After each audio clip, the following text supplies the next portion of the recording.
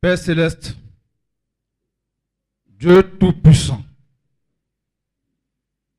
Dieu infiniment grand, nous sommes venus communier avec toi et te rendre un culte selon ta volonté. Et nous sommes arrivés à l'étape de t'entendre, d'entendre ta parole, d'être en contact avec ta volonté.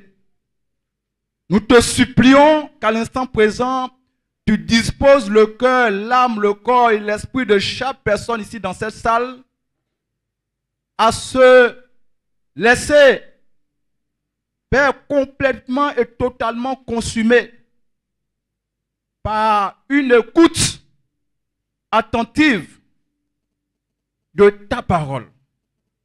Que chacun se livre en spectacle à ce propos, afin que, Père, nous sortons d'ici, là où tu attends chacun individuellement, et là aussi tu attends cette église collectivement, Seigneur. Que je sois simplement un instrument sur tes faits. À toi l'honneur, à toi la gloire. Au nom de Jésus. Amen. Frères et sœurs, ce matin, nous allons aborder le thème relatif à la paix. La paix.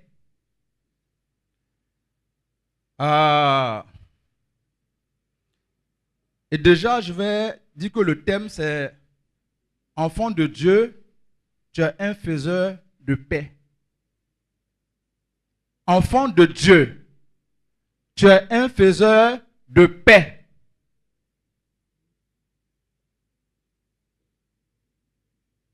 Enfant de Dieu, tu es un faiseur de paix.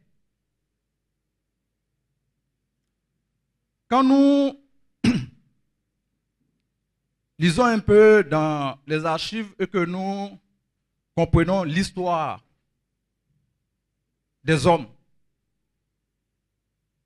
nous comprenons que cette histoire nous montre que la recherche de la paix est une réelle préoccupation pour tout le monde. Et aujourd'hui,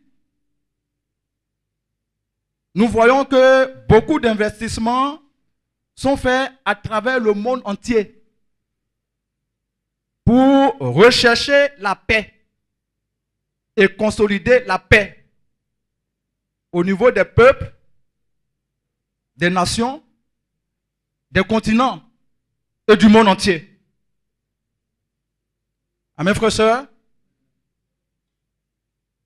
Et ces investissements sont faits à travers des structures nationales ou internationales, à travers des fondations et à travers des débats ouverts sur les médias. Malheureusement, ou malgré toutes ces tentatives, nous constatons nous-mêmes, pour ceux qui sont à notre époque, et quand nous partons depuis le 1er siècle jusqu'à aujourd'hui, on se rend compte que le problème de paix n'a jamais été réglé ou résolu. Vrai ou faux?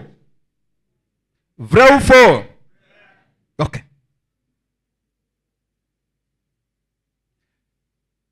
Puis, la situation est allée en se dégradant. Aujourd'hui, en 2025, quand nous allons sur les réseaux sociaux pour nous informer, quand tu payes ta télé, quand tu allumes, quand tu as souffert, tu as économisé, tu as eu un peu d'argent, tu dis tu vas te faire plaisir, tu payes une télé. Pour vouloir regarder, tu mets les chaînes, tu payes canal. Et même, tu payes le téléphone pour chercher à t'informer de ce qui se passe dans le monde. Frères et sœurs, nous remarquons que partout dans le monde, tout le monde parle de paix pratiquement. Pratiquement. Et quand nous sortons pour prendre des informations sur les médias ou les réseaux sociaux, nous sortons stressés, perturbés, confus, apeurés et sans repère. Et beaucoup aujourd'hui, nous sommes venus dans cette salle déboussolés par rapport à la paix. Frères et sœurs, nous pouvons dire après près de 2000 ans ou plus, et en voyant ce qui se passe aujourd'hui, nous pouvons comprendre que l'homme, avec ses outils et ses moyens, a échoué. C'est la première vérité à établir pour introduire le message que nous allons faire les jours et les semaines à venir. Donc, si l'homme, avec ses moyens, ses outils, a échoué, le seul moyen qui reste, ou la seule solution qui reste, c'est qui? Dieu soit loué, vous suivez bien. Est-ce que vous pouvez dire merci à Dieu pour ça? Serons fixés. Maintenant, on n'a pas besoin de faire l'université pour comprendre. On comprend maintenant que la seule solution, c'est Dieu. Il n'y a pas d'autre solution. La seule solution que l'homme n'a pas encore explorée, c'est Dieu.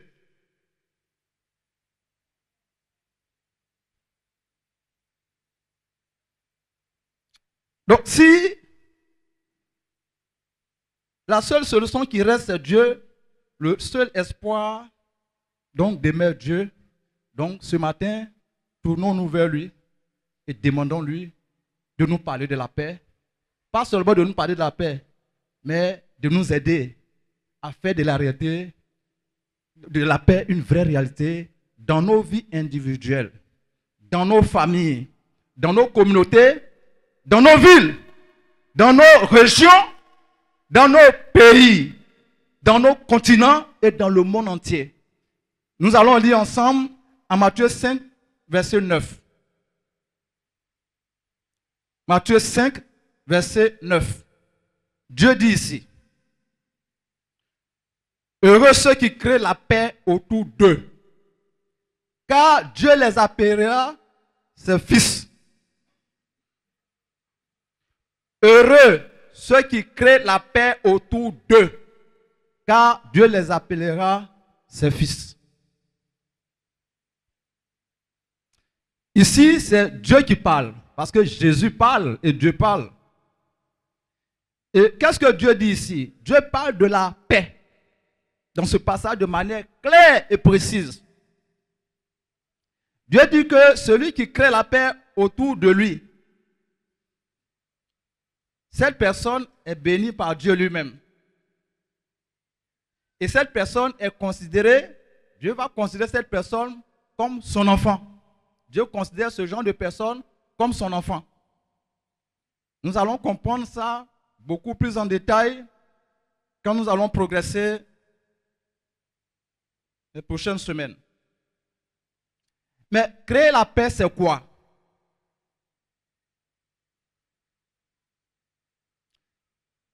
En réalité, créer la paix, c'est faire la paix autour de toi. C'est propager la paix autour de toi. C'est procurer la paix autour de toi. C'est répandre la paix autour de toi. C'est œuvrer pour la paix ou faire l'œuvre de paix autour de nous. Amen, frères et sœurs. Donc, en réalité, ce genre de personnes sont des personnes pacifiques, des faiseurs de paix, des artisans de paix.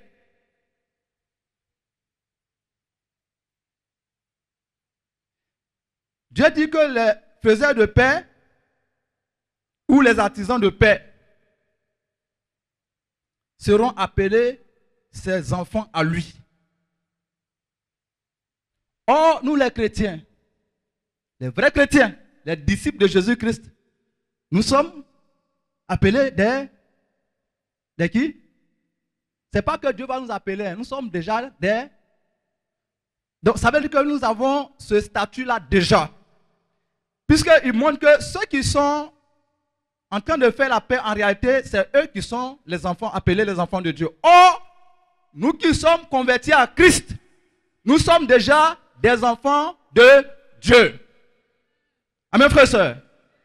Donc, tout de suite, chaque chrétien et chaque chrétienne doit se sentir interpellé par cette parole divine, cette vérité.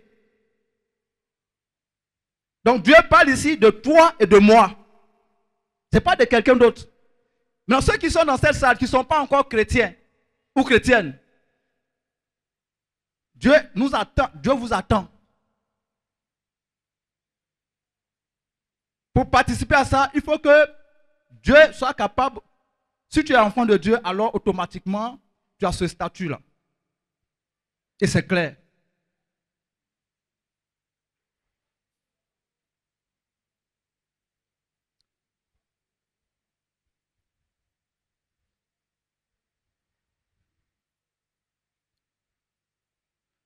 Un enfant de Dieu est potentiellement un artisan de paix. Ça veut dire que tu as le potentiel en toi pour créer la paix. La paix pour soi-même. La paix dans notre environnement immédiat, dans nos maisons, dans nos familles, dans l'église. Et comme je viens de citer, dans nos pays et tout ça continent. C'est nous que Dieu regarde quand on parle de paix. Amen, frères et sœurs. Dieu ne regarde pas l'ONU ou les fondations. Dieu regarde ceux qui se comportent comme ses enfants, qui sont des enfants de Dieu.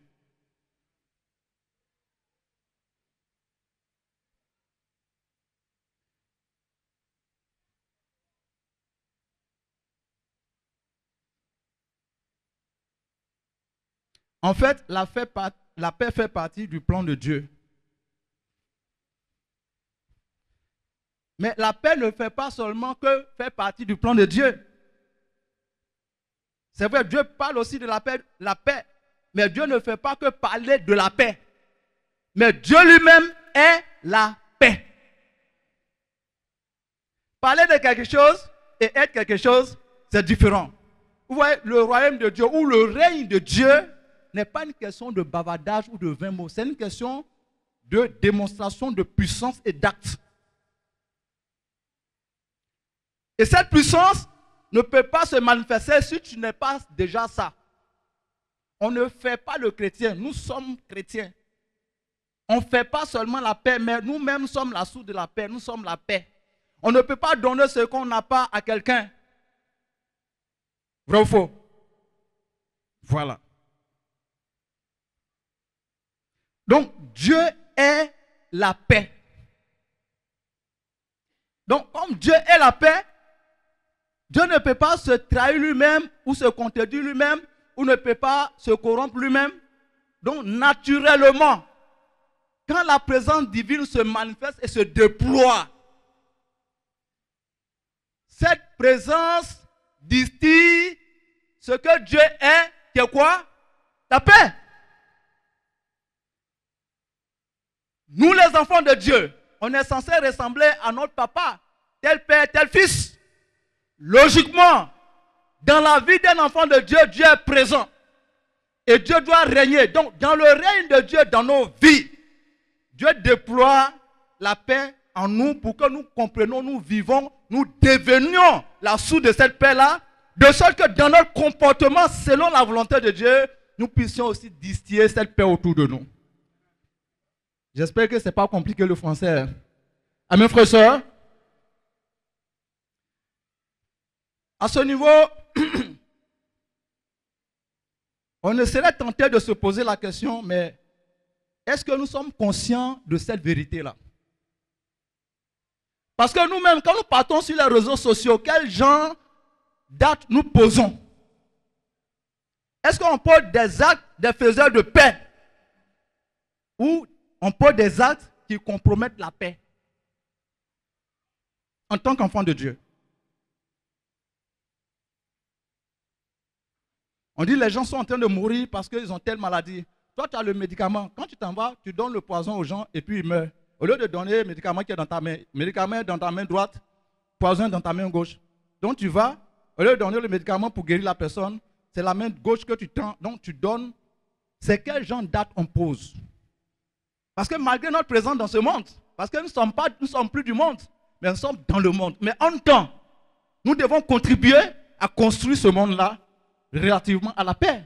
Mais quelle est ta part et ma part? D'où le titre, enfant de Dieu, tu es un faiseur de paix. Ça fait partie de ce que nous sommes, de notre destin. Point. On n'a pas d'autre destin contraire à ça. Surtout relatif à la paix.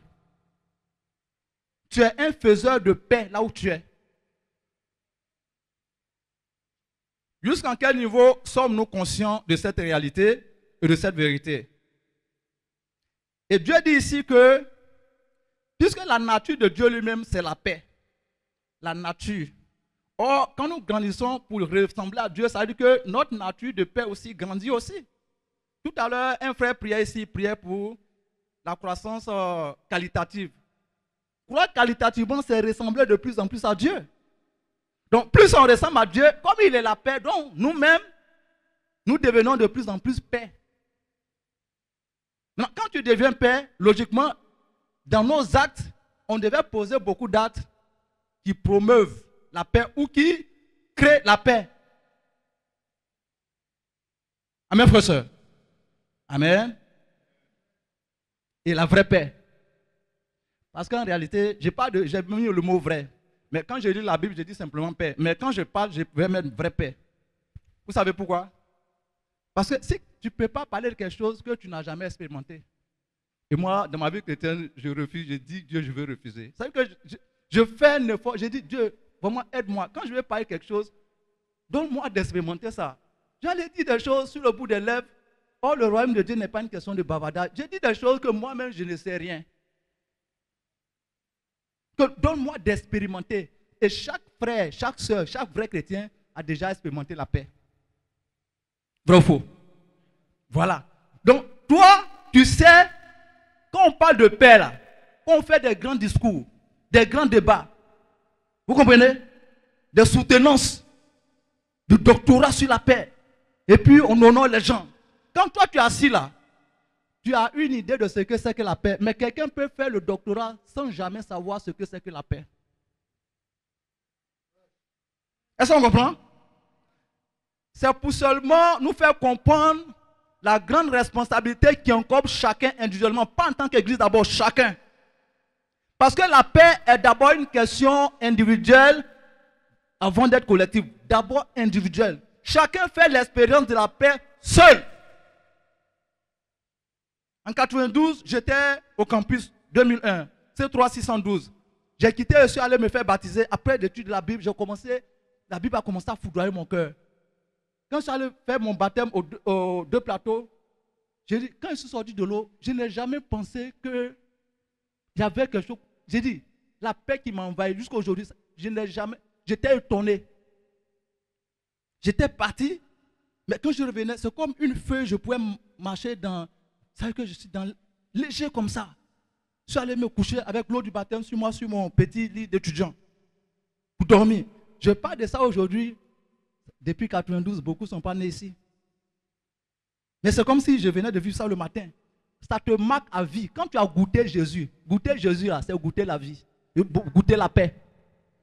Aussi. Amen, frère, soeur. Quand tu as goûté ça une fois là, c'est difficile. Ça s'impose à toi. C'est tellement bon que tu es surpris et tu ne comprends pas. Ça dépasse l'entendement humain. Mais toi et moi, on a expérimenté ça. Et on en parle partout autour de nous. Les gens investissent beaucoup d'argent. Beaucoup. Vrai ou faux? Mais quand on regarde aujourd'hui, beaucoup, on sort de notre méditation, quand on s'en va s'informer, on sort de là, on est cassé. Certains, on a même peur même de regarder certaines chaînes actuellement. Certains, si on met certaines chaînes, on ne supporte plus ça. Donc, on a préféré ne plus regarder. D'après nous, on protège notre cœur. Amen, frère, sœur? Ok. Ce matin, il faut que nous prenions conscience que la paix dont les gens parlent dans tout le monde entier, toi et moi, on a notre part à jouer. Amen, frères et sœurs. Donc, la vérité aujourd'hui, les deux vérités, les hommes ont échoué.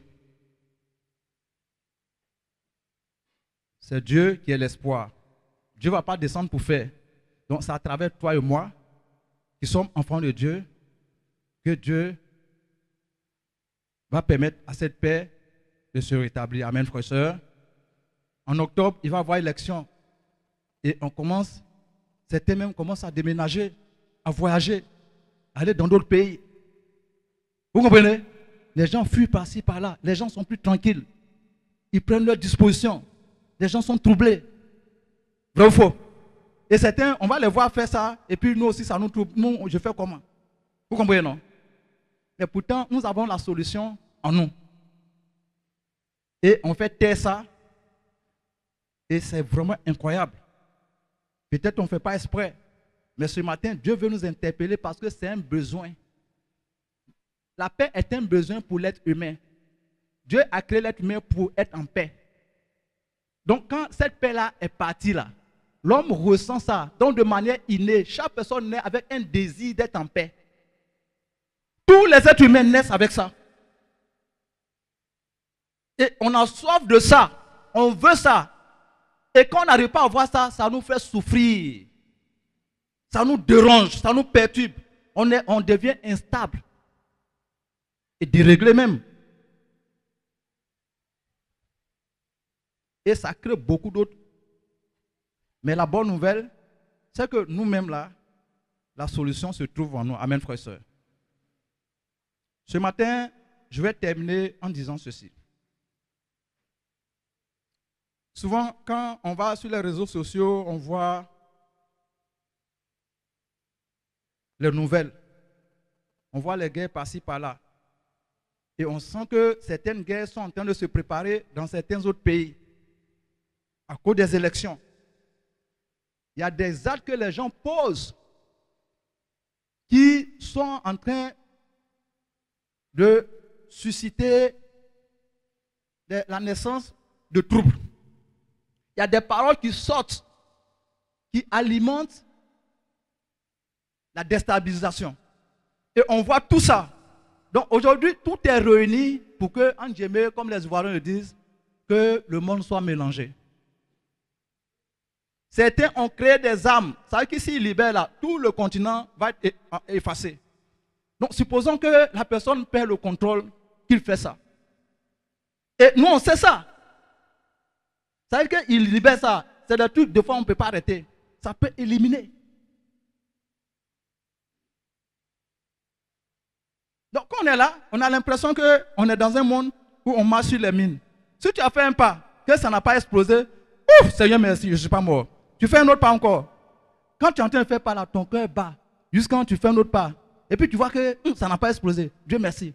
Est-ce que vous savez que chaque jour est un miracle divin? Amen, frères et sœurs. Chaque jour est un miracle divin. Si Dieu perd seulement 5 minutes pour oublier le monde va s'effacer. Je vous dis ça. Parce qu'il y a l'absence de paix qui a prédisposé le monde à vite disparaître. Le seul ingrédient actuellement qui manque, qui fait que le monde peut périr en un seul instant là, c'est la paix. Je vais terminer par la question. La question essentielle qui se pose après avoir entendu tout ça, après avoir compris que le monde a échoué et que la balle est dans le camp de nous les enfants de Dieu.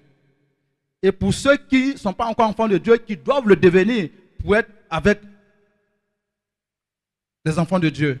La question essentielle à poser, c'est comment faire en tant qu'enfant de Dieu pour faire la paix autour de moi, dans ma maison, dans mon quartier, dans ma ville, dans ma région, dans mon pays, dans mon continent, même dans le monde entier, oui, et même dans le monde entier. Parce qu'aujourd'hui, tu peux être chez toi et puis influencer l'autre extrémité du monde. C'est sur cette question que ce matin, je vais m'arrêter, dans l'espoir que Dieu nous fera la grâce très très prochainement de continuer ce que nous venons de commencer parce que mieux vaut terminer que de commencer. Que Dieu vous bénisse et à lui seul soit rendu toute la gloire.